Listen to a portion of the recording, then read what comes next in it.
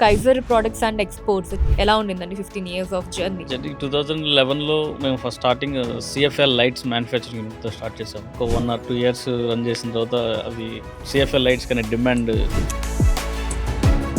So తర్వాత మేము సోలార్‌లోకి divert అయ్యాము. 2011 నుంచి 15 వరకు కూడా మా కంపెనీ జస్ట్ ఎస్టాబ్లిష్మెంట్‌కే సరిపోయింది కానీ మాకు ఇప్పుడు కూడా చాలా మందికి, అంటే మరీ ఎక్కువ మందికి తెలియకపోవచ్చు సోలార్ ప్యానెల్స్ గురించి. ఆఫ్ కోర్స్ ముందుతో పోల్చుకుంటే చాలా మందికి అవగాహన అయితే వచ్చింది సోలార్ ప్యానెల్స్‌కి సంబంధించి. ప్రైస్ అనేది చాలా తగ్గిందండి.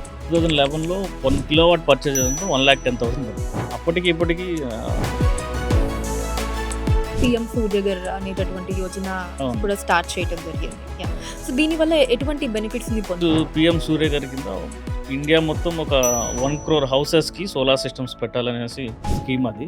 ఏపీలో ఫస్ట్ ఎక్కువ సోలార్ సిస్టమ్స్ పెట్టాలనేసి మన చంద్రబాబు నాయుడు గారు స్వర్ణ నారావారిపల్లి అనేసి ఒక ప్రాజెక్ట్ స్టార్ట్ చేశారు. అది మా company Kaiser products and exports company pilot project సక్సెస్ఫుల్గా కంప్లీట్ చేయడం జరిగింది.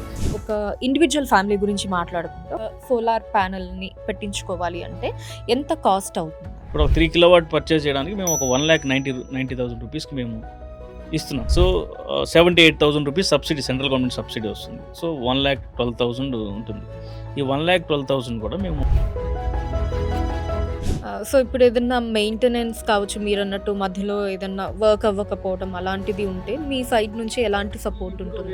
As per MNRE government norms ప్రకారం 5 ఇయర్స్ వరకు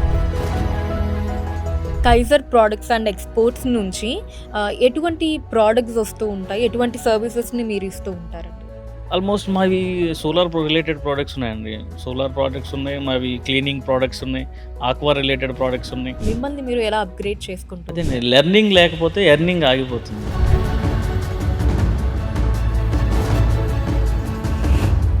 నెంబర్ ఆఫ్ కంపెనీస్ వస్తూ ఉన్నాయి కదా! మరి మిగతా వాటికి మీకు కైజర్ ప్రొడక్ట్స్ అండ్ ఎక్స్‌పోర్ట్స్‌కి ఏంటి డిఫరెంట్? ఇప్పుడు ఈ పీఎం సూర్య గారు ఎప్పుడైతే ఈ సబ్సిడీ స్కీమ్ స్టార్ట్ అయిందో అసలు అన్ఆథరైజ్డ్, అసలు ఎక్స్పీరియన్స్ లేని పర్సన్స్ కూడా